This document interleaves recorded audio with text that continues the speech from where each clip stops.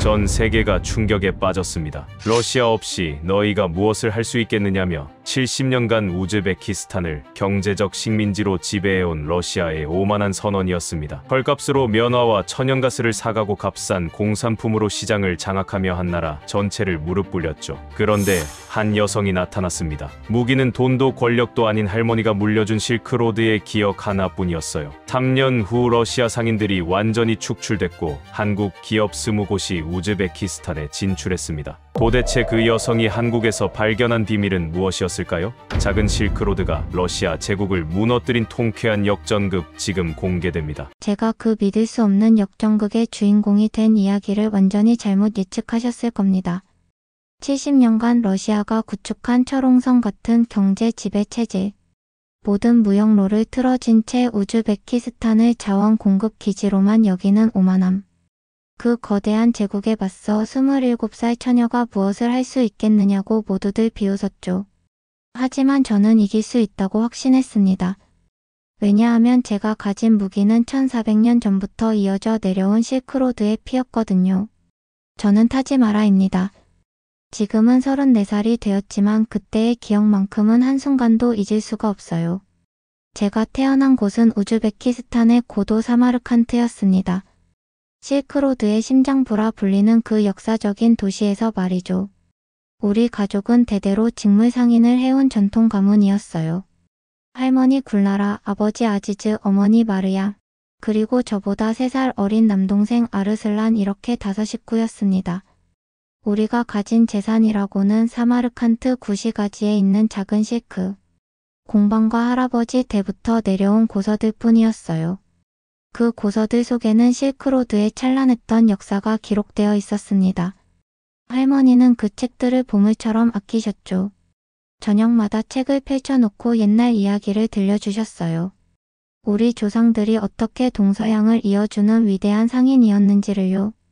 제가 12살쯤 됐을 때부터 우리 동네 분위기가 달라지기 시작했어요. 러시아 상인들이 대형 트럭을 몰고 사마르칸트로 들어오기 시작한 겁니다. 처음에는 우리가 만든 실크 제품을 좋은 가격에 사가겠다고 했어요. 어머니가 정성껏 짠 전통 실크, 아버지가 염색한 아름다운 천들을 모두 사가겠다고 했죠. 러시아 상인들은 웃으며 말했습니다. 우리가 모스크바와 상트페테르부르크에 좋은 가격에 팔아줄게요. 러시아 시장은 거대해요. 여러분 모두 부자가 될 수 있어요. 처음엔 동네 사람들이 모두 좋아했어요. 드디어 우리 제품을 제값 받고 팔 수 있게 됐다고 생각했거든요. 우리 어머니도 기뻐하셨습니다. 그동안 창고에 쌓여있던 고급 실크들을 한꺼번에 팔 수 있었으니까요. 하지만 1년쯤 지나자 상황이 이상해졌어요. 러시아 상인들은 점점 값을 깎기 시작했습니다. 작년에 100달러를 주던 실크를 60달러에 사가겠다고 했죠. 어머니가 거절하자 그들은 어깨를 으쓱하며 말했어요. 싫으면 안 사도 돼요. 다른 지역 가면 되니까요. 그리고 정말로 다른 지역으로 가버렸습니다. 우리는 팔 곳이 없었어요. 러시아 상인들 말고는 우리 제품을 사갈 사람이 없었거든요. 어쩔 수 없이 깎인 가격에 팔 수밖에 없었죠. 더 큰 문제는 그 다음부터였습니다. 러시아 상인들이 이번에는 러시아에서 만든 대량 생산 직물을 가득 실어왔어요. 기계로 찍어낸 싸구려 천들이었습니다. 어머니가 한 달 동안 공들여 짠 전통 실크가 300달러였는데 러시아산 기계 직물은 50달러에 팔렸어요. 품질은 비교도 안 됐지만 사람들은 싼 걸 샀습니다. 가난한 사람들은 어쩔 수 없었으니까요. 저는 그때 처음으로 분노라는 감정을 느꼈어요. 어머니가 밤새워 정성껏 짠 실크가 러시아 공장에서 10분 만에 찍어낸 제품보다 못한 취급을 받는 걸 보면서 말이에요. 몇 년 사이에 사마르칸트 전체가 무너졌습니다. 전통 직물업을 하던 분들은 일거리를 완전히 잃었어요. 러시아산 제품이 시장을 다 차지해 버렸거든요. 우리처럼 공방을 운영하는 사람들도 제값을 받지 못했습니다. 러시아 상인들이 원하는 가격이 아니면 아예 사가지 않았으니까요. 아버지의 얼굴에는 주름이 깊어졌고 어머니는 밤마다 몰래 우셨어요. 17살이었던 저는 매일 밤 침대에 누워 천장만 바라봤습니다. 같은 생각이 계속 머릿속을 맴돌았죠. 왜 우리는 이렇게 당하기만 할까? 왜 우리가 만든 물건은 제값을 받지 못할까? 우리 조상들이 실크로드의 주인이었는데 왜 지금은 이렇게 비참할까? 그리고 가장 답답했던 건 뭘 해야 할지 전혀 모르겠다는 거였어요. 이 골목에서 평생 이렇게 살다가 죽는 건가? 어머니처럼 할머니처럼 말이에요. 제 마음속에는 뭔가 다른 삶을 향한 간절한 갈망이 있었어요. 하지만 방법을 몰랐습니다. 그런데 바로 그때 운명 같은 만남이 있었어요. 18살 되던 해봄이었습니다. 수도 타시켄트에 사는 이모의 결혼식에 참석하게 됐죠. 평생 사마르칸트 밖을 거의 나가본 적 없던 제게는 엄청난 모험이었어요. 기차를 4시간이나 타고 가서 도착한 타시켄트는 제가 상상했던 것보다 훨씬 크고 복잡한 도시였습니다. 결혼식 다음 날이었어요. 이모 집에서 쉬고 있는데 사촌 언니가 텔레비전을 켰어요. 작은 화면 속에서 한국 드라마가 나오고 있었습니다. 저는 그때까지 한국이라는 나라에 대해 거의 아는 게 없었어요. 지도에서 작은 반도 정도로만 알고 있었죠. 중국과 일본 사이에 끼인 작은 나라. 하지만 그 드라마 속 장면들은 제 가슴을 뛰게 만들었어요. 화려한 건물이나 비싼 옷 때문이 아니었습니다. 화면 속 사람들이 보여주는 끈끈한 가족의 어려운 상황에서도 서로를 포기하지 않는 의지, 진심으로 상대방을 돌보는 따뜻한 마음이 저를 사로잡았어요. 특히 한 장면이 제 마음을 흔들었습니다. 주인공 가족이 가난하지만 서로 돕고 결국 어려움을 극복하는 장면이었어요. 아버지가 병든 어머니를 등에 업고 병원으로 달려가고 딸이 학비를 벌기 위해 밤늦게까지 아르바이트를 하고 그럼에도 서로를 원망하지 않고 웃으며 밥을 먹는 모습이요. 그 모습이 우리 가족 같으면서도 뭔가 달랐어요. 우리는 러시아 상인들한테 당하기만 하는데 저 사람들은 스스로 문제를 해결하고 있었어요. 우리는 점점 무너지는데 저 사람들은 일어서고 있었습니다. 드라마가 끝나고 나서도 저는 멍하니 화면을 바라봤어요. 사촌 언니가 물었죠.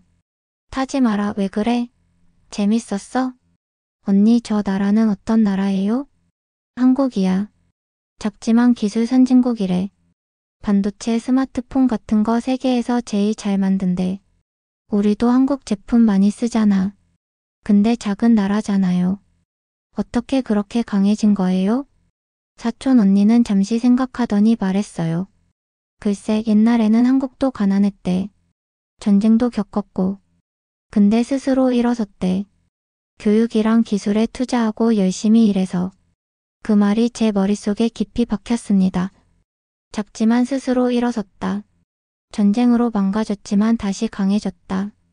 그날 밤 저는 작은 다이어리에 이렇게 적었어요. 저 사람들과 같은 언어로 이야기하고 싶다. 저들이 어떻게 강해졌는지 배우고 싶다. 나도 저렇게 되고 싶다. 사마르칸트로 돌아온 뒤 저는 며칠 동안 고민했어요. 그리고 어느 날 저녁 용기를 내서 아버지께 말씀드렸습니다. 아버지, 저 공부하고 싶어요. 아버지는 실크를 정리하시다가 멈춰 서셨어요. 공부? 무슨 공부? 한국어요. 순간 정적이 흘렀습니다. 아버지는 한참 동안 저를 바라보시더니 천천히 물으셨어요. 왜 하필 한국어냐? 러시아어나 영어가 훨씬 현실적이지 않겠니? 여기서 한국 사람 본 적 있니? 저는 준비한 답을 말씀드렸어요. 아버지, 러시아어 배워서 뭐해요? 러시아 사람들은 우리한테 헐값만 주잖아요. 우리를 이용만 하고요. 영어는 너무 어려워요. 하지만 한국은 달라요. 작지만 기술이 세계 최고고 스스로 강해진 나라예요. 그리고 저는 잠시 망설이다가 말을 이었습니다. 그리고 저 사람들은 우리랑 비슷해요. 가족을 사랑하고 어른을 공경하고 서로 돕잖아요. 근데 우리보다 강해요. 저는 그 비밀을 알고 싶어요. 아버지는 긴 한숨을 쉬셨어요. 내 말이 틀린 건 아니지만 돈이 없다. 학원비는커녕 교재 살 돈도 없어. 혼자 배울게요. 도서관에 인터넷이 있어요. 거기서 공부할 수 있어요. 아버지는 저를 한참 바라보시더니 천천히 고개를 끄덕이셨어요. 해보거라. 하지만 쉽지 않을 거다. 알아요. 그래도 해볼게요. 그날부터 저의 외로운 도전이 시작됐습니다. 사마르칸트 중앙도서관은 넓고 작았지만 인터넷이 연결된 컴퓨터 2대가 있었어요. 저는 매일 학교가 끝나면 도서관으로 달려가서 한글 자모부터 독학하기 시작했어요. 가나다라. 처음엔 외계 문자 같았던 한글이 조금씩 눈에 들어왔습니다. 친구들은 모두 러시아어나 영어 학원에 다녔어요. 어느 날 친구가 비웃으며 말했죠. 타지 마라, 너 정말 한국어 배우는 거야? 그거 배워서 뭐하게? 러시아 회사에 취직하는 게 낫지 않아? 러시아 회사는 싫어. 우리를 이용만 할 거잖아. 그래도 현실적이잖아. 너 꿈 같은 소리 하지 마. 친구의 말이 틀린 건 아니었어요. 정말 비현실적으로 보였으니까요. 하지만 저는 멈출 수 없었습니다. 매일 밤 침대에 누워서 한국어 단어를 중얼거렸어요. 안녕하세요. 감사합니다. 사랑해요. 8개월쯤 지났을 때였습니다. 놀라운 소식이 들렸어요. 한국문화원에서 파견된 선생님이 타시켄트에서 강좌를 연다는 거였죠. 저는 가슴이 터질 것 같았어요. 드디어 진짜 한국 사람을 만날 수 있다니 말이에요. 강좌 첫날 저는 40분 전에 도착했습니다. 문화원 강의실에는 의자가 30개쯤 놓여 있었는데 결국 참가자는 18명 뿐이었어요. 대부분 호기심 반, 시간 때우기 반으로 온 사람들이었죠. 그때 한 여자분이 들어오셨습니다. 30대 초반쯤 되어 보이는 분이었는데 깔끔한 인상에 따뜻한 미소를 짓고 계셨어요. 안녕하세요, 여러분. 저는 한국에서 온 이수진입니다. 순간 제 심장이 쿵쾅거렸어요. 저 사람이 진짜 한국 사람이구나. 드라마에서 봤던 그 나라 사람을 직접 보고 있구나. 수업이 시작됐습니다. 이 선생님은 칠판에 한글을 적으면서 하나하나 발음을 가르쳐 주셨어요. 저는 제가 혼자 공부했던 내용을 다시 들으면서 틀렸던 부분을 바로잡았습니다. 그리고 선생님이 적으시는 모든 글자를 노트에 빠짐없이 따라 적었어요. 수업이 끝나고 다른 사람들은 모두 돌아갔지만 저는 자리에 남았어요. 그리고 질문을 쏟아냈습니다. 선생님, 이 단어는 언제 써요? 이 문법은 어떤 상황에서 쓰는 거예요? 한국 사람들은 정말 이렇게 말해요? 이 선생님은 놀란 표정으로 저를 바라보셨어요. 학생 이름이 뭐예요? 타지 말아요. 타지 마라 씨, 한국어를 얼마나 공부했어요? 8개월 정도요. 혼자 인터넷으로 독학했어요. 정말요? 발음이 벌써 상당히 좋은데요. 독학으로 이 정도면 놀랍네요. 선생님의 칭찬에 제 얼굴이 빨개졌어요. 더 잘하고 싶어요. 언젠가 한국에 가고 싶거든요. 왜 한국에 가고 싶어요? 저는 잠시 망설이다가 솔직하게 말씀드렸어요. 한국 사람들처럼 되고 싶어요. 작지만 강한 나라잖아요. 우리는 러시아한테 당하기만 하는데 한국은 스스로 길을 만들었잖아요. 저도 그렇게 하고 싶어요. 우리 가족도 구하고 싶고요. 이 선생님은 잠시 말없이 저를 바라보시더니 천천히 고개를 끄덕이셨어요. 알겠어요. 제가 도와드릴게요. 수업 끝나고 따로 개별 지도해 드릴게요. 열심히 할 수 있죠? 네, 정말 감사합니다. 그날부터 제 진짜 한국어 공부가 시작됐어요. 이 선생님은 정규 수업이 끝난 후에도 1시간씩 저를 가르쳐 주셨습니다. 단순히 언어만이 아니었어요. 한국의 문화, 역사, 사람들의 사고방식까지 알려주셨죠. 타지마라 씨, 한국에서는 존댓말이 정말 중요해요. 이건 문법이 아니라 상대방을 존중하는 마음을 표현하는 거예요. 저희도 비슷해요, 선생님. 어른께는 특별한 존칭을 쓰거든요. 맞아요. 그래서 타지마라 씨에게 한국어가 잘 맞을 거예요. 6개월이 지났을 때 저는 기초 회화를 할 수 있게 됐어요. 1년 반이 지났을 때는 중급 수준에 도달했습니다. 이 선생님은 제 발전 속도에 계속 놀라워하셨죠. 타지마라 씨는 정말 특별해요. 15년간 가르쳐 왔지만 이렇게 빨리 느는 학생은 처음이에요. 하지만 제게는 더 큰 고민이 생겼습니다. 한국어를 배운 건 좋았지만 정작 한국에 갈 방법이 없었어요. 비자 발급비, 항공료, 초기 생활비 우리 가족에게는 감당할 수 없는 금액이었습니다. 러시아 상인들 때문에 우리는 날이 갈수록 더 가난해지고 있었거든요. 밤마다 저는 천장을 바라보며 절망했어요. 이렇게 끝나는 건가? 여기까지가 내 한계인 건가? 한국어를 배웠지만 한국엔 갈 수 없는 건가? 그런데 그때 제 인생을 완전히 바꿀 일이 벌어졌습니다. 그것은 저도 그 누구도 예상하지 못했던 방식이었어요. 그날 밤이었습니다. 집에 돌아왔는데 분위기가 이상했어요. 어머니가 울고 계셨고 아버지는 마당에서 혼자 하늘을 올려다보고 계셨습니다. 남동생 아르슬란이 제게 다가와 속삭였죠. 누나, 할머니가 쓰러지셨어. 심장이 멎는 것 같았습니다. 저는 할머니 방으로 뛰어갔어요. 침대에 누워 계신 할머니는 평소보다 훨씬 작아 보였어요. 75세의 할머니는 제 손을 꼭 잡으셨습니다. 타지 마라, 내 손녀. 할머니 괜찮으세요? 병원 가셔야 해요. 이미 갔다 왔다. 의사가 뭐라는지 알아? 할머니는 쓸쓸한 미소를 지으셨어요. 시간이 얼마 안 남았대. 뭐, 이 나이면 충분히 살았지. 할머니, 그런 말씀하지 마세요. 아니다. 나는 이미 충분히 살았어. 다만 죽기 전에 꼭 해야 할 일이 있다. 할머니는 천천히 일어나 앉으셨어요. 그리고 가족들을 모두 불렀습니다. 어머니, 아버지, 아르슬란, 그리고 저 모두 할머니 방에 모였죠. 다들 들어라. 할머니의 목소리는 약했지만 단호했어요. 나는 타지 마라가 한국에 가야 한다고 생각한다. 순간 침묵이 흘렀습니다. 아버지가 조심스럽게 말씀하셨어요. 어머니, 그건 돈이 너무 많이 들어요. 우리가 어떡해요? 알고 있다. 그래서 내가 결정했다. 할머니는 창밖을 바라보셨어요. 저 멀리 달빛 아래 은은하게 빛나는 실크 공방이 보였습니다. 내 고서들을 팔겠다. 뭐라고요? 아버지가 벌떡 일어났습니다. 어머니도 놀란 얼굴로 할머니를 바라봤어요. 어머니, 그건 안 됩니다. 그 책들은 할아버님이 평생 모으신 유산이잖아요. 어머니께서 평생 지켜오신 보물인데요. 알고 있다. 할머니의 눈에 눈물이 고였어요. 내 아버지가 이 책들을 모으느라 평생을 바쳤지. 나도 50년 넘게 이 책들을 지켰고. 하지만 말이다. 할머니는 저를 바라보셨어요.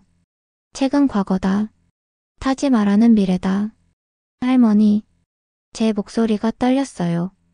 이 책들을 팔아서 손녀를 한국에 보낼 수 있다면 나는 기꺼이 팔겠다. 이 책보다 더 큰 세상을 읽어보라고. 안 돼요, 할머니. 그건 할머니의 전부잖아요. 아니다. 너는 내 희망이다. 이 늙은이가 할 수 있는 마지막 일이다. 할머니는 제 손을 꼭 잡으셨어요. 타지 마라, 약속해라. 한국에 가서 성공하겠다고. 이 책들보다 더 큰 지혜를 얻겠다고. 저는 할머니 품에 안겨 한참을 울었어요. 할머니도 우셨습니다. 가족 모두가 울었죠. 그날 밤 아버지는 마당에서 밤새 담배만 피우셨어요. 어머니는 부엌에서 계속 눈물을 닦으셨고요. 다음날 아침 가족 회의가 열렸습니다. 어머니 뜻이 그러시다면 아버지가 무거운 목소리로 말씀하셨어요. 나도 거들겠습니다. 공방 기계 절반을 팔겠습니다. 여보, 괜찮아요? 우리 딸입니다. 당연히 도와야죠. 어머니도 눈물을 닦으며 말씀하셨어요. 나도 결혼할 때 받은 금목걸이들 다 내놓을게요. 원래 타지 마라 결혼할 때 주려고 했던 건데. 어머니. 그때 아르슬란이 일어났어요. 15살 남동생이었습니다. 누나, 나도 도울게. 아르슬란, 너는? 나 대학 안 가도 돼. 아버지 도우면 되잖아. 누나 꿈이 더 중요해. 그런 말 하지 마. 너는 대학 가야 해. 아니야. 누나가 성공하면 나도 나중에 한국 갈 수 있을 거야. 그러니까 지금은 누나가 먼저 가. 아르슬란의 눈에도 눈물이 가득했어요. 저는 가족들을 바라봤습니다. 모두가 자신의 전부를 포기하려 하고 있었어요. 저 때문에 말이에요. 저 정말 할 수 있을까요? 실패하면 어떡해요? 할머니가 단호하게 말씀하셨어요. 실패는 없다. 네가 노력하는 한 그건 실패가 아니라 배움이다. 가거라. 그날부터 가족이 움직이기 시작했습니다. 아버지는 공방 기계 중 반을 시장에 내놨어요. 러시아 중고업자가 헐값을 부르자 아버지는 이를 악물고 받아들였습니다. 다른 선택지가 없었으니까요. 어머니는 금목걸이 5개를 금은 방에 가져갔어요. 결혼 때 받은 것, 제가 태어났을 때 받은 것, 아르슬란이 태어났을 때 받은 것 모두 추억이 담긴 것들이었죠. 그리고 할머니의 고서들. 할머니는 마을 골동품상을 통해 책을 팔 사람을 찾기 시작했어요. 소문이 퍼지자 마을 사람들이 수군거렸습니다. 굴나라 할머니가 고서를 판다던데 평생 그 책들을 지키시던 분이 손녀를 한국 보낸다는데 무슨 한국이래? 러시아가 코앞인데 마을 사람들의 시선이 부담스러웠어요.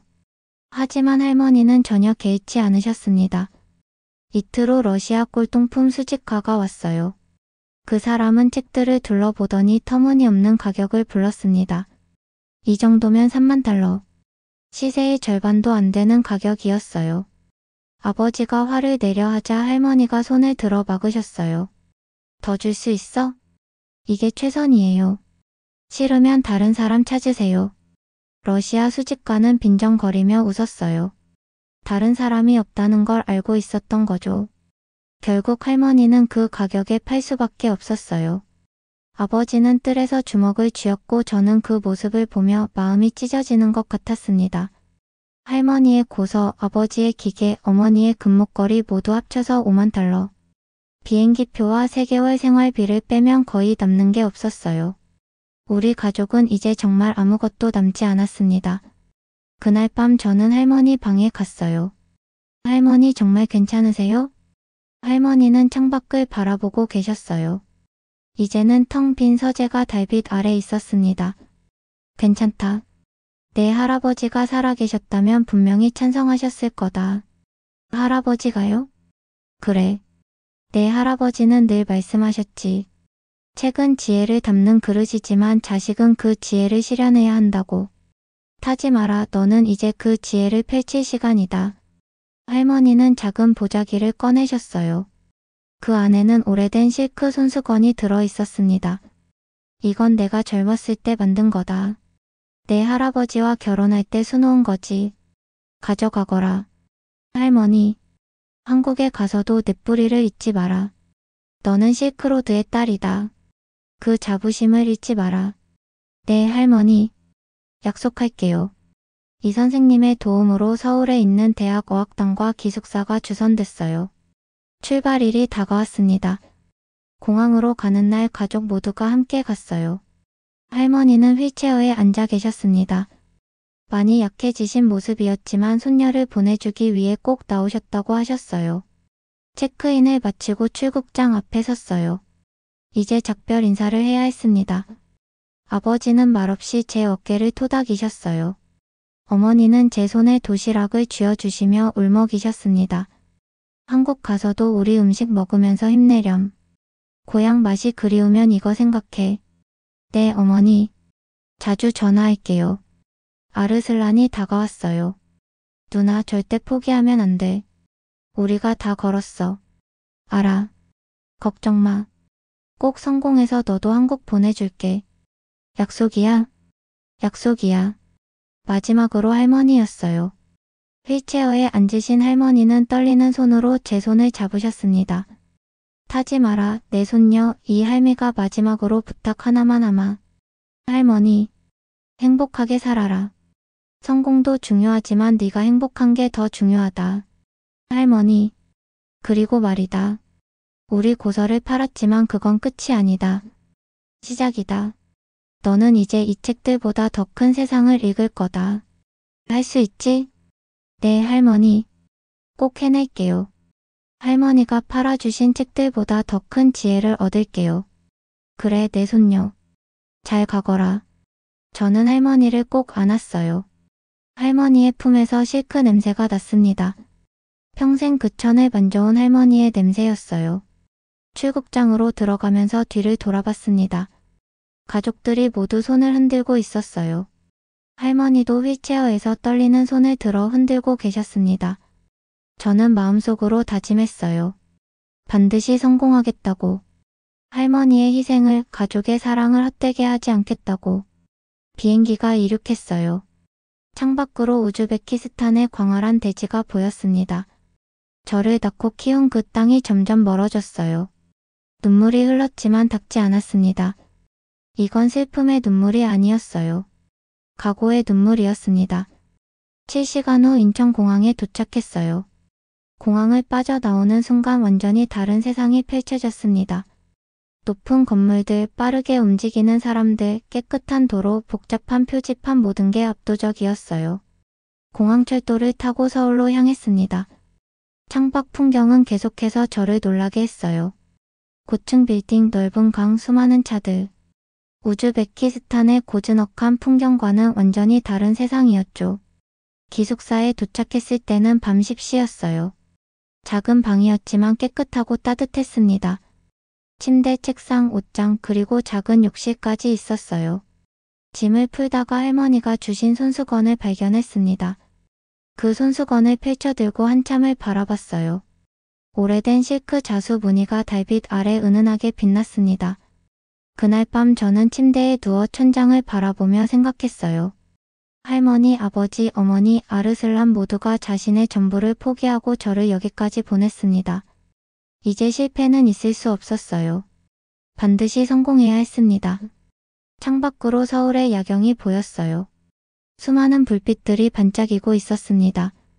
저 불빛들 속 어딘가에 제 미래가 있을 거라고 믿었어요. 할머니의 말이 귓가에 맴돌았습니다. 책은 과거다. 너는 미래다. 이 책들보다 더 큰 세상을 읽어보라. 네, 할머니. 반드시 그렇게 하겠습니다.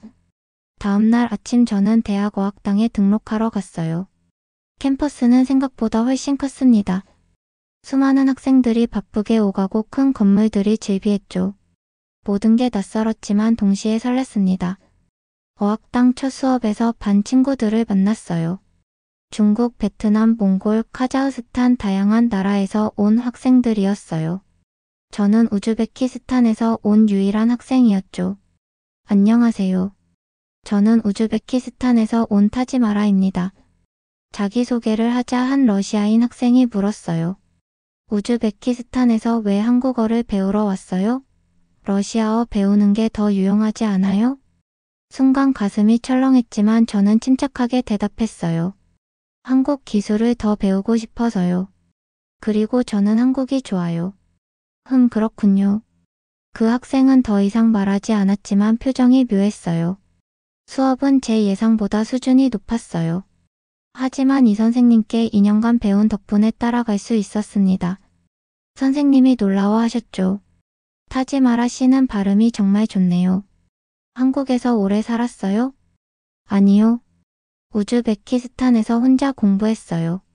대단한데요. 반에서 제일 잘하시는 것 같아요. 오전에는 수업을 듣고 오후에는 아르바이트를 해야 했어요. 기숙사비와 생활비를 벌어야 했거든요. 학교 근처 편의점에서 일하기 시작했습니다. 처음 며칠은 정말 힘들었어요. 한국 손님들은 빨랐습니다. 빨리 계산하고 빨리 가고 빨리 말했죠. 우즈베키스탄의 느긋한 속도와는 완전히 달랐어요. 실수도 많이 했습니다. 거스름 돈을 잘못 줬다가 손님한테 혼나기도 하고 물건을 잘못 포장했다가 다시 해야 하기도 했죠. 하지만 점점 익숙해졌어요. 그리고 무엇보다 한국어 실력이 빠르게 늘었습니다. 손님들과 대화하면서 실전 한국어를 배울 수 있었거든요. 어서 오세요. 감사합니다. 또 오세요. 처음엔 어색했던 이 말들이 점점 자연스러워졌어요. 편의점 알바를 4개월쯤 하고 있을 때였습니다. 자주 오시는 단골 손님이 한 분 계셨는데 40대 초반쯤 되어 보이는 남성이었어요. 항상 정장을 입고 오셨고 예의 바르게 인사하셨죠. 어느 날 그분이 편의점에서 전화 통화를 하고 계셨어요. 러시아어로 통화하시는 걸 들었어요. 다스비다니아, 스파시바. 통화를 끝내시고 계산하러 오셨을 때 저는 러시아어로 인사를 드렸어요. 프리벳. 그분이 깜짝 놀라며 저를 바라봤습니다. 우즈베키스탄 분이세요? 네, 저 우즈베키스탄에서 왔어요. 와, 이런 우연이. 저 박현수라고 합니다. 한국무역공사 중앙아시아팀에서 일하고 있어요. 요즘 중앙아시아 시장 조사 중이라서 러시아어 공부하고 있는데, 아, 그러셨군요. 그런데 한국어 정말 잘하시네요. 얼마나 계셨어요? 5개월 됐어요. 5개월이요? 믿기지 않는데요. 발음도 자연스럽고. 어디서 배우셨어요? 우즈베키스탄에서 2년 배우고 여기 와서 어학당 다니고 있어요. 박 팀장님은 잠시 생각하시더니 명함을 꺼내셨어요. 타지마라 씨, 혹시 우리 회사 인턴할 생각 없으세요? 중앙아시아 팀에서 일할 사람을 찾고 있거든요. 언어 능력도 있고 현지 사정도 아시잖아요. 저요? 근데 저 경험도 없고 대학도 안 나왔는데요. 괜찮아요. 열정과 언어 능력이면 충분해요. 한번 생각해 보세요. 명함을 받아든 제 손이 떨렸어요. 한국무역공사. 한국의 대표적인 무역기관이었습니다. 다음날 저는 박 팀장님께 전화를 드렸어요. 팀장님, 해보고 싶어요. 좋아요. 내일 회사로 오실 수 있어요? 이틀 후 저는 한국무역공사 사무실에 있었어요. 면접이라기보다는 대화였습니다. 박 팀장님과 부장님이 제 이야기를 들어주셨죠. 우즈베키스탄에서 어떤 상황인지 말씀해 주세요. 저는 솔직하게 말씀드렸어요. 러시아 상인들이 어떻게 우리 시장을 독점했는지, 사람들이 얼마나 힘들어하는지, 그리고 제가 왜 한국을 선택했는지 말이에요. 부장님이 고개를 끄덕이셨어요. 러시아가 그렇게 하는군요. 우리도 사실 비슷한 걸 많이 봤어요. 저가 공세로 시장을 장악하고 나중에 독점 이익을 취하는 방식이죠. 네, 맞아요. 지금 우리나라 사람들은 러시아 말고는 선택지가 없어요. 타지마라 씨가 우리 회사에서 일하면서 뭘 하고 싶으세요? 저는 잠시 생각했어요. 그리고 솔직하게 대답했습니다. 한국과 우즈베키스탄이 직접 연결됐으면 좋겠어요. 러시아를 거치지 않고요. 한국은 기술이 있고 우즈베키스탄은 자원이 있잖아요. 서로 도울 수 있을 것 같아요. 박 팀장님과 부장님이 서로를 바라봤어요. 그리고 미소를 지으셨죠. 좋아요. 같이 해봅시다. 이렇게 해서 저는 한국무역공사 인턴이 됐어요. 처음 출근한 날 긴장됐습니다. 사무실은 넓고 사람들은 바빴어요. 모두가 빠르게 움직이고 전화하고 타자를 쳤습니다. 제 자리는 중앙아시아팀 한쪽 구석이었어요. 박 팀장님이 옆자리 선배를 소개해 주셨습니다. 이쪽은 혜진 선배님이에요. 많이 배우세요. 안녕하세요. 잘 부탁드립니다. 네. 외국분이시라고 들었어요. 적응하기 힘들 텐데 힘내세요. 혜진 선배는 친절했어요. 하지만 다른 선배들은 좀 달랐습니다. 제가 외국인이라는 걸 알고는 거리를 두는 느낌이었죠. 회의 시간에도 어려움이 있었어요. 사람들이 너무 빨리 말했고 한국 특유의 간접적인 표현들을 이해하기 어려웠습니다. 이거 좀 어떻게 해보면 안 될까요? 이게 명령인지 제안인지 질문인지 헷갈렸어요. 우즈베키스탄에서는 이거 해주세요 라고 직접 말했거든요. 점심시간에도 혼자였습니다. 다들 팀별로 모여서 식사하는데 저는 어디에도 끼지 못했어요. 처음엔 같이 가자고 해줬지만 제가 한국 음식을 잘 모르고 대화도 잘 못 따라가니까 점점 멀어졌죠. 어느 날 박 팀장님이 물으셨어요. 타지마라 씨, 적응은 잘하고 있어요? 네, 열심히 배우고 있어요. 힘들면 언제든 말해요. 처음엔 다들 그래요. 네, 팀장님. 괜찮아요. 하지만 사실 많이 힘들었어요. 언어만 문제가 아니었습니다. 한국의 조직 문화 자체가 낯설었죠. 눈치, 회식, 선후배 관계 모든 게 배워야 할 것들이었어요. 그러던 중 제게 전환점이 찾아왔습니다. 회사 지원으로 야간 대학에 입학하게 됐어요. 국제통상학과였습니다. 낮에는 회사에서 일하고 저녁에는 대학 수업을 듣는 생활이 시작됐죠. 그리고 어느 날 저녁 동양사 교양 수업을 듣게 됐어요. 교수님이 칠판에 지도를 그리시며 말씀하셨습니다. 고구려가 멸망한 후 유민들은 어디로 갔을까요? 많은 분들이 신라로 흡수됐다고만 알고 계시는데 사실은 그렇지 않습니다. 교수님은 화면에 지도를 띄우셨어요. 고구려에서 시작해서 서쪽으로 향하는 화살표가 그려져 있었습니다. 고구려 유민들 중 상당수는 서쪽으로 이동했습니다. 실크로드를 따라 중앙아시아까지 말이죠. 특히 기마 전사들과 금속 기술자들이 그랬습니다. 제 심장이 빠르게 뛰기 시작했어요. 중앙아시아의 유목민족 문화를 보세요. 말을 타는 방식, 전투 기술, 심지어 복식까지 고구려와 놀랍도록 닮아있습니다. 이건 우연이 아닙니다. 교수님은 고구려 고분 벽화를 보여주셨어요. 말을 타고 활을 쏘는 전사의 모습이었습니다.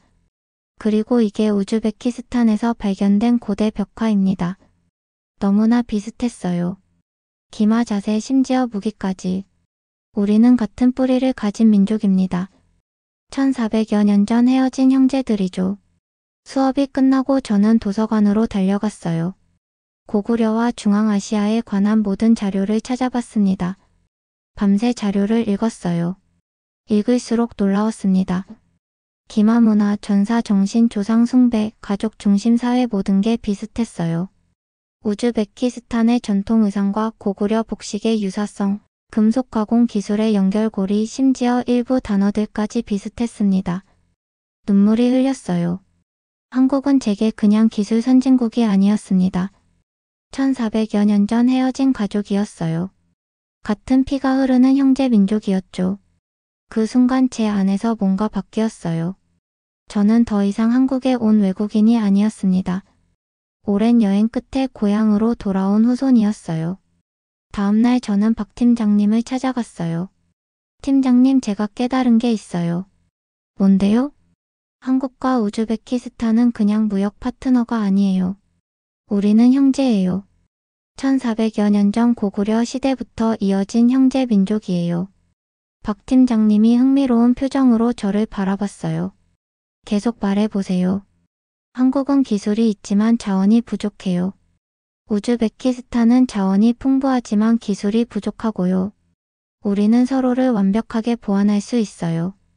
그리고 이건 단순한 비즈니스가 아니에요. 형제가 서로 돕는 거예요. 구체적으로 어떻게요? 저는 준비한 자료를 펼쳤어요. 우즈베키스탄은 천연가스, 우라늄, 면화가 풍부해요. 한국은 반도체, 자동차, 스마트팜 기술이 세계 최고고요. 만약 러시아를 거치지 않고 직접 연결한다면 러시아가 가만히 있지 않을 텐데요. 알아요. 그래서 더 해야 해요. 우리가 계속 러시아 눈치만 보면 우즈베키스탄은 영원히 러시아 시장에 종속될 거예요. 한국도 러시아 자원에 의존해야 하고요. 박 팀장님은 한참 생각하시더니 말씀하셨어요. 재밌는데요. 한번 제안서를 만들어 보세요. 부장님께 보고해 볼게요. 그날부터 저는 밤마다 제안서를 작성했어요. 한국과 우즈베키스탄의 직접 협력 모델, 양국의 이점, 그리고 무엇보다 역사적 유대를 강조했죠. 일주일 후 부장님 앞에서 프레젠테이션을 했어요. 한국과 우즈베키스탄은 형제입니다. 1400여 년 전 고구려 유민들이 실크로드를 따라 이동했고, 우리는 같은 기마 민족의 DNA를 공유하고 있습니다. 이건 단순한 무역이 아닙니다. 형제가 다시 만나 함께 성장하는 겁니다. 부장님이 고개를 끄덕이셨어요. 흥미롭네요. 하지만 타지마라 씨, 현실적으로 러시아라는 거대한 벽이 있어요. 알고 있습니다. 하지만 형제는 배신하지 않습니다. 러시아는 이익이 되면 우리를 돕지만 이익이 안 되면 버립니다. 하지만 한국과 우즈베키스탄은 장기적인 파트너가 될 수 있어요. 신뢰를 바탕으로요. 신뢰. 부장님은 잠시 생각하시더니 미소를 지으셨어요. 좋아요. 한번 해봅시다. 그날 저는 새로운 꿈을 꾸기 시작했어요. 한국과 우즈베키스탄을 잇는 다리가 되겠다는 꿈. 할머니의 고서를 두 나라를 잇는 거대한 지혜로 만들겠다는 꿈 말이에요. 한국무역공사에서 2년을 일했어요. 그동안 우즈베키스탄과의 소규모 거래를 몇 건 성사시켰습니다. 면화 수입, 광물 샘플 거래 같은 것들이었죠. 경험을 쌓으면서 확신이 생겼어요. 이 일을 더 크게 할 수 있다고. 그리고 29살이 되던 해 저는 큰 결심을 했어요. 팀장님, 저 회사를 나가려고 해요. 박 팀장님이 놀란 얼굴로 저를 바라봤어요. 왜요? 무슨 일 있어요? 아니에요. 팀장님께 정말 감사해요. 하지만 제 회사를 만들고 싶어요. 회사를요? 네. 한국과 우즈베키스탄을 직접 연결하는 무역회사요. 중간 유통 없이 양국이 직접 거래하는 거예요. 박 팀장님은 한참 저를 바라보시더니 한숨을 쉬셨어요. 타지마라 씨, 솔직히 말할게요. 아까워요. 우리 회사에서 계속 일했으면 좋겠어요. 하지만 팀장님은 미소를 지으셨어요. 당신의 길을 가세요. 응원할게요. 도움 필요하면 언제든 연락하고요. 정말 감사합니다, 팀장님. 4개월 후 저는 작은 사무실을 얻었어요. 강남도 아니고 서울 외곽의 오래된 건물 3층이었습니다. 방 하나에 책상 4개, 컴퓨터 3대. 이게 전부였어요. 회사 이름은 실크브릿지 코리아. 직원은 저를 포함해서 4명이었습니다. 우즈베키스탄에서 온 후배 1명, 한국인 무역 경험자 2분이 전부였죠. 비즈니스 모델은 명확했어요. 우즈베키스탄의 고품질 면화를 한국 섬유업체에 직접 공급하고 한국의 스마트팜 기술을 우즈베키스탄 농가에 보급하는 것. 중간 유통을 없애서 양쪽 모두에게 이익이 되게 하는 거였죠. 첫 계약을 따내기 위해 150군데가 넘는 회사를 찾아다녔어요. 대부분 거절당했습니다. 우즈베키스탄? 너무 멀어요. 이미 중국에서 싸게 들여오고 있는데요. 신생회사랑 거래하기는 좀. 하지만 포기하지 않았어요. 드디어 기회가 왔습니다. 중견 섬유업체 태양텍스타일의 구매팀장님이 제안을 들어주셨어요. 우즈베키스탄 면화 품질이 좋다고요? 네. 중국산과는 비교가 안 돼요. 그리고 가격도 러시아 중간 상인을 거치지 않으니까 오히려 저렴해요. 좀 샘플 좀 보내주실 수 있어요? 샘플을 보냈고 일주일 후 연락이 왔어요. 품질 확인했어요. 정말 좋네요. 계약서 준비해주세요. 제 인생 첫 계약이었어요. 금액은 크지 않았지만 시작이었습니다. 그날 밤 저는 할머니께 영상통화를 걸었어요. 할머니, 제가 첫 계약했어요. 할머니는 많이 야위셨지만 활짝 웃으셨어요. 장하다, 내 손녀. 이제 시작이다. 내 손녀야, 이제 할머니 고서보다 더 큰 지혜를 얻을 거야. 첫 거래는 성공적이었어요. 태양텍스타일은 만족했고 계약을 연장하자고 했습니다. 다른 섬유업체 3곳에서도 연락이 왔어요. 4개월 만에 직원을 2명 더 뽑았습니다. 사무실도 좀 더 큰 곳으로 옮겼죠. 매출이 오르기 시작했고 저는 꿈을 이루고 있다고 느꼈어요. 그런데 그때 그 일이 벌어졌습니다. 어느 날 아침 태양텍스타일 구매팀장님에게서 전화가 왔어요. 타지마라 대표님, 죄송한데요. 목소리가 이상했어요. 무슨 일이세요? 다음 계약을 진행하기 어려울 것 같아요. 네? 왜요? 품질이나 가격에 문제가 있었나요? 아니요. 그건 아니고요. 다른 업체에서 더 좋은 조건을 제시했어요. 어느 업체인데요? 러시아 트레이딩이라고. 러시아 대형 기업이에요. 순간 심장이 멎는 것 같았어요. 얼마나 더 싼 가격이었는데요? 시장 가격보다 25% 낮아요. 그건 손해보는 가격인데요. 저희도 그렇게 생각해요. 하지만 거절하기 어려워요. 죄송합니다. 전화를 끊고 나서 저는 멍하니 앉아 있었어요. 다른 직원이 걱정스럽게 물었습니다. 대표님, 무슨 일이에요? 태양텍스타일이 계약을 안 하겠대요. 왜요? 러시아 업체가 덤핑 가격을 제시했대요. 그날 오후 다른 세 업체에서도 똑같은 연락이 왔어요. 모두 러시아 트레이딩이 더 싼 가격을 제시했다는 거였습니다. 저는 러시아 트레이딩을 조사했어요. 거대한 러시아 국영 기업이었습니다. 중앙아시아 자원 유통을 거의 독점하고 있는 회사였죠. 박 팀장님께 전화를 걸었어요. 팀장님, 러시아 트레이딩이라고 아세요? 알죠. 중앙아시아에서 거의 모든 자원을 독점하는 회사예요. 왜요? 저희 고객들을 다 가져갔어요. 덤핑 가격으로요. 아, 박 팀장님이 한숨을 쉬셨어요. 타지마라 씨 조심하세요. 러시아 트레이딩은 새로운 경쟁자를 용납하지 않아요. 시장 가격 이하로 밀어버리다가 경쟁자가 무너지면 다시 가격을 올리거든요. 그럼 어떻게 해야 해요? 솔직히 쉽지 않아요. 그 회사는 러시아 정부 지원을 받아요. 자본력이 어마어마하죠. 전화를 끊고 저는 책상에 머리를 묻었어요. 이제 시작인데 벌써 끝나는 건가? 하지만 더 큰 문제가 기다리고 있었어요.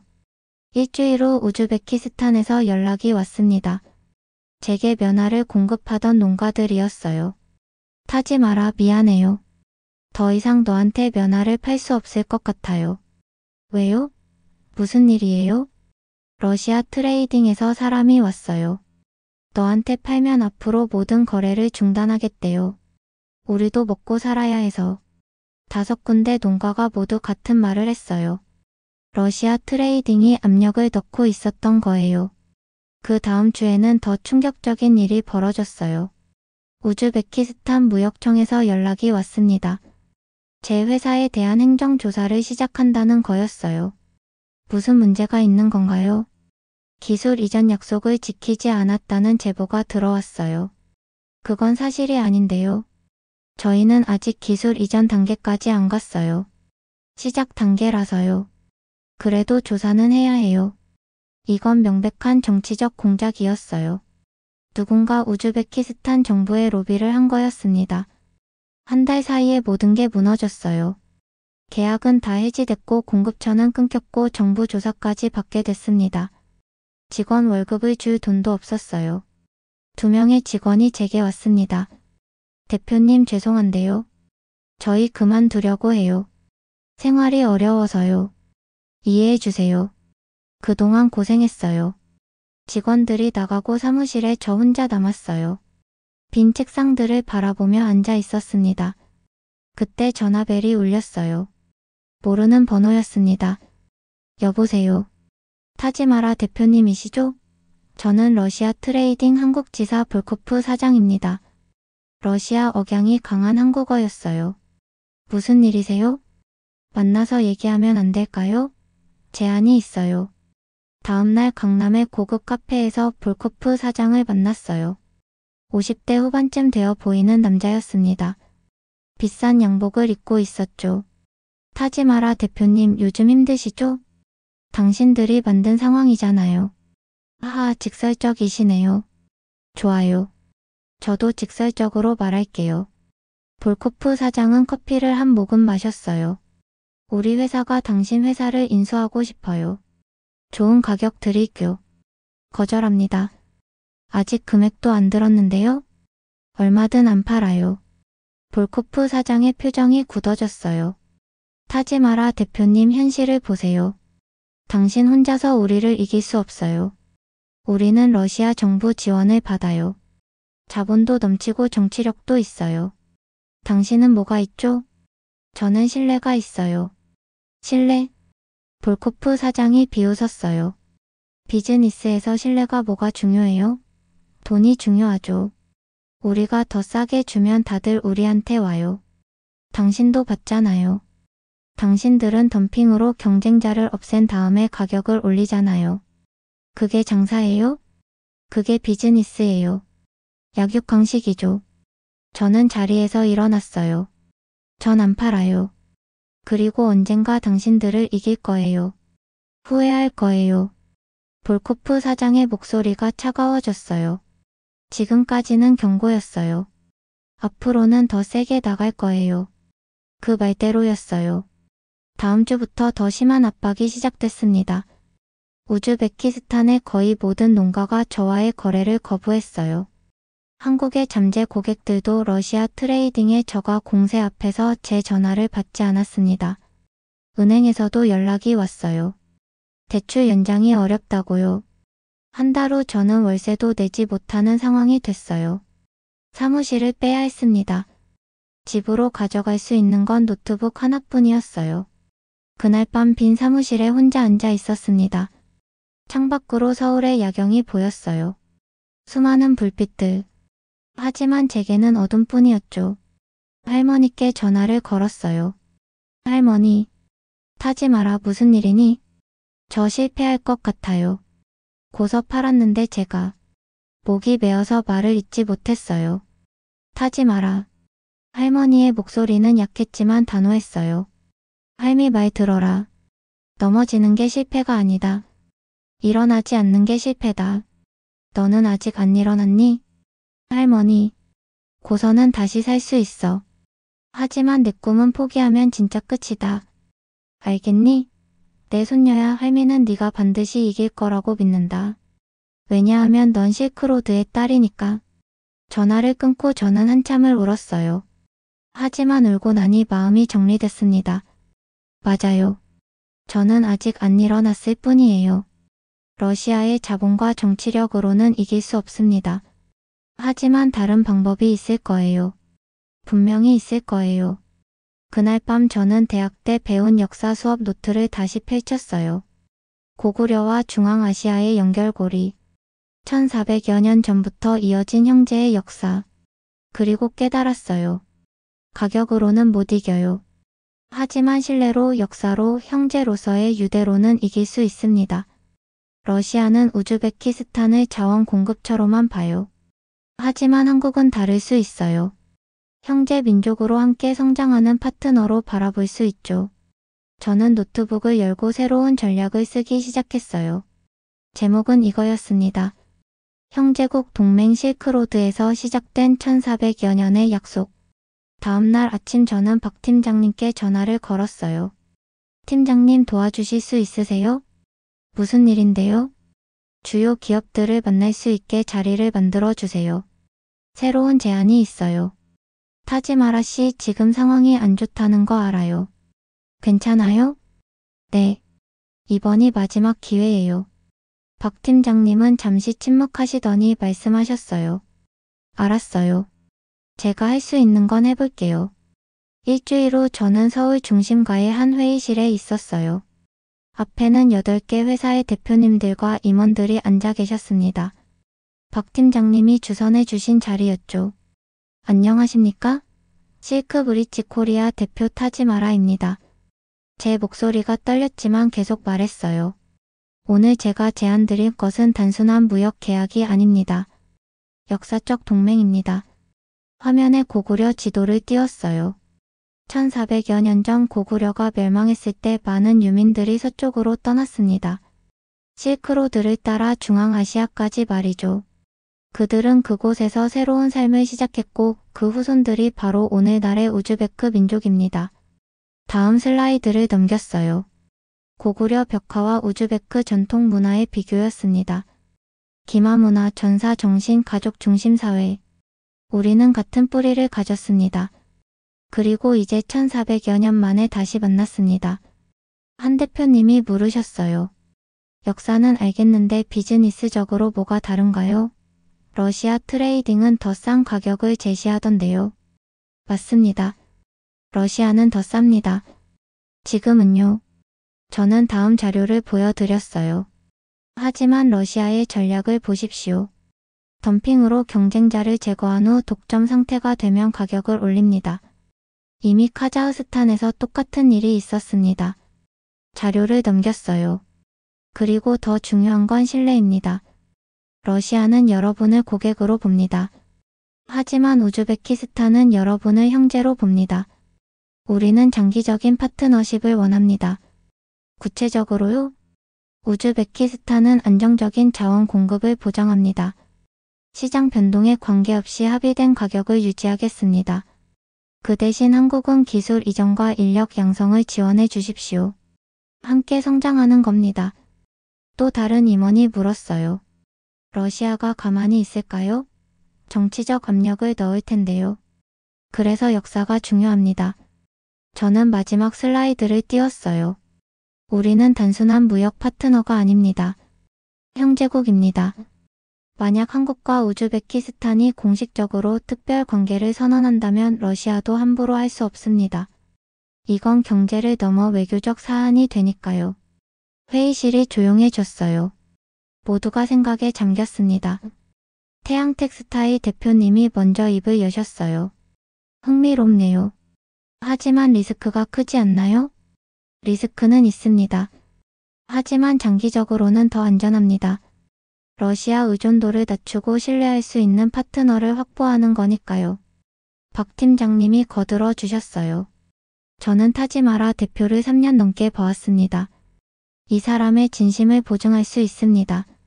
그날 회의는 결론 없이 끝났어요. 하지만 사흘 후 태양 텍스타일에서 연락이 왔습니다. 타지마라 대표님 계약하고 싶어요. 대신 조건이 있어요. 말씀하세요.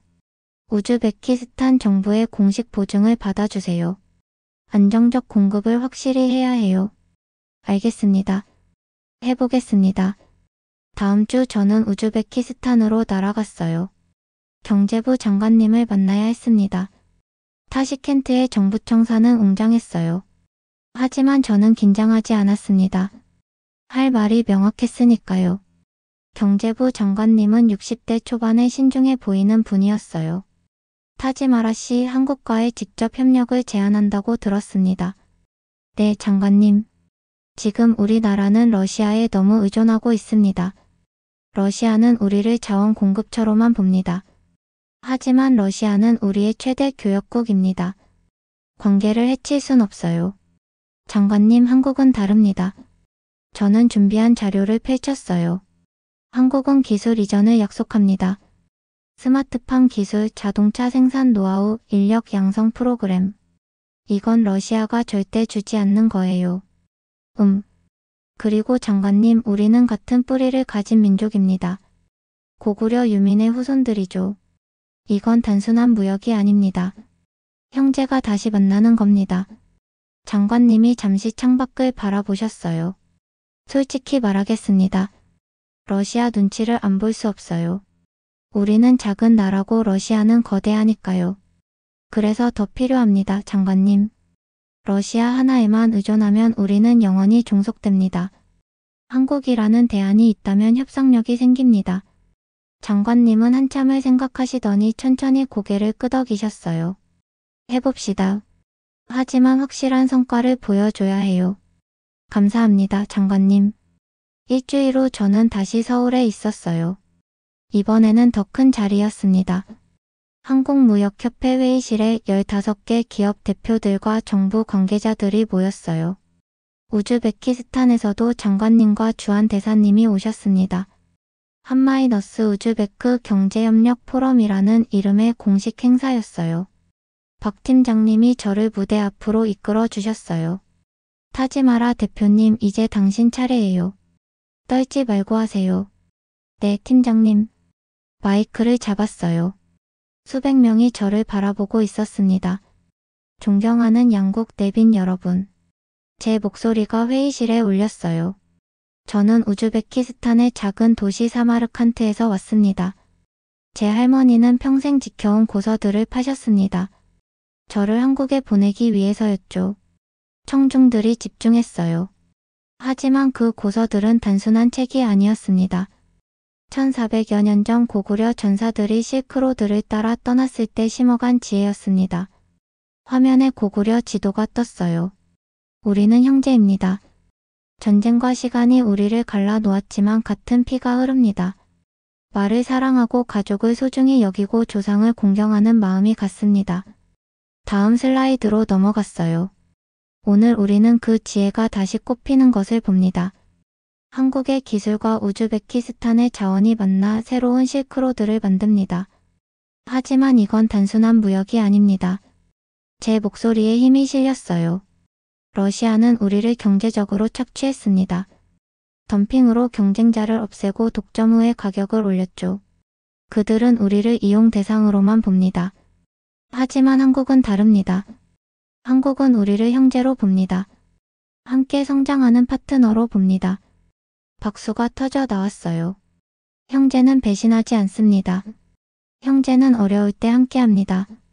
오늘 우리가 맺는 약속은 단기 이익을 위한 게 아닙니다.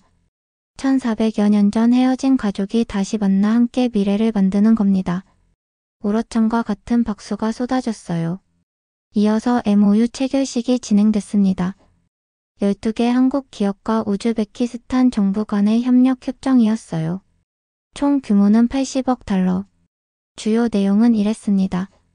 우즈베키스탄의 면화와 천연가스 안정 공급, 한국의 스마트팜과 자동차 제조 기술 이전, 우즈베크 청년 한국 연수 프로그램, 공동 연구개발센터 설립. 서명식이 끝나고 사람들이 저에게 다가왔어요. 대표님 정말 멋진 연설이었어요. 우즈베키스탄과 한국이 이렇게 가까운 줄 몰랐네요. 우리 회사도 동참하고 싶은데 어떻게 하면 될까요? 객석 한쪽에서 볼코프 사장이 굳은 얼굴로 서 있는 게 보였어요. 그는 곧 자리를 떠났습니다. 행사가 끝나고 박 팀장님이 제 어깨를 토닥여 주셨어요. 해냈네요, 타지마라 씨. 팀장님 덕분이에요. 아니에요. 당신의 진심이 사람들을 움직인 거예요. 우즈베키스탄 경제부 장관님도 오셨어요. 타지마라 잘했어요.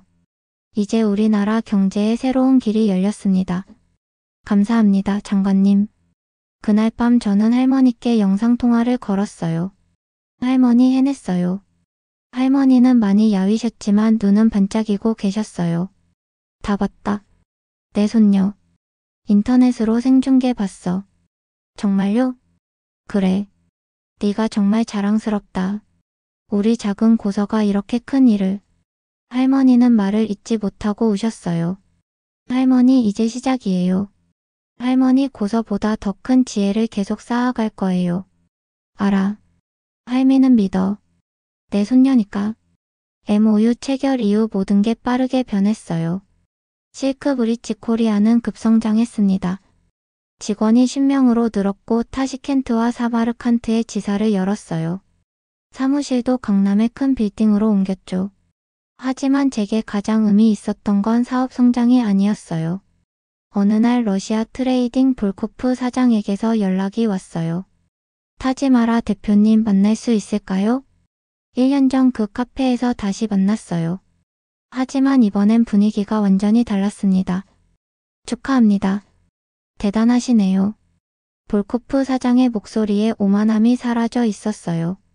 감사합니다. 솔직히 말하면 우리 회사가 우즈베키스탄 시장 점유율을 많이 잃었습니다.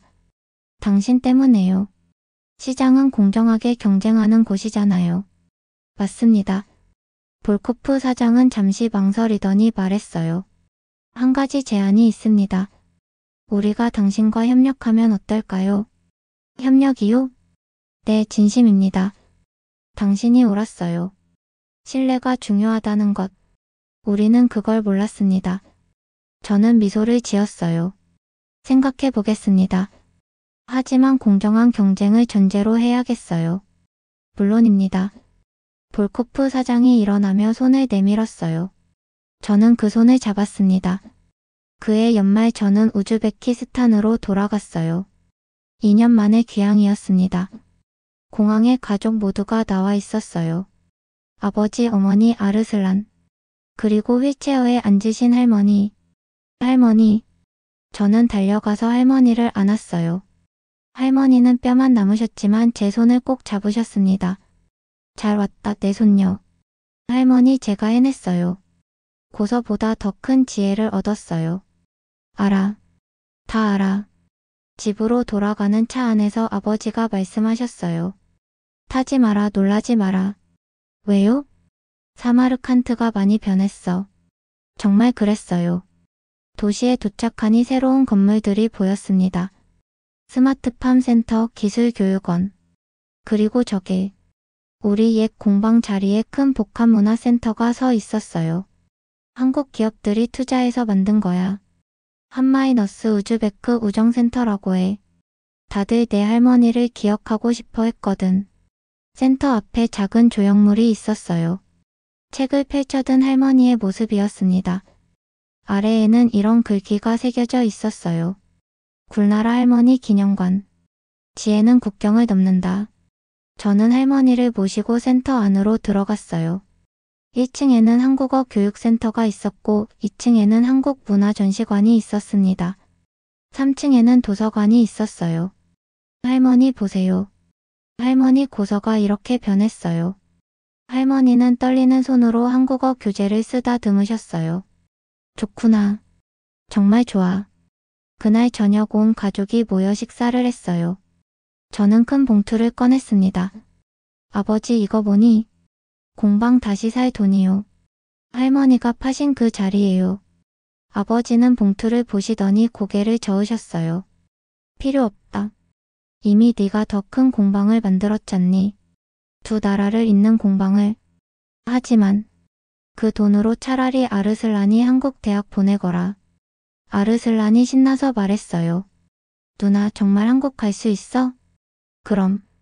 약속했잖아. 와, 나도 누나처럼 한국어 완벽하게 배울 거야. 식사 후 할머니가 저를 방으로 부르셨어요. 타지 마라 할미가 마지막으로 할 말이 있다.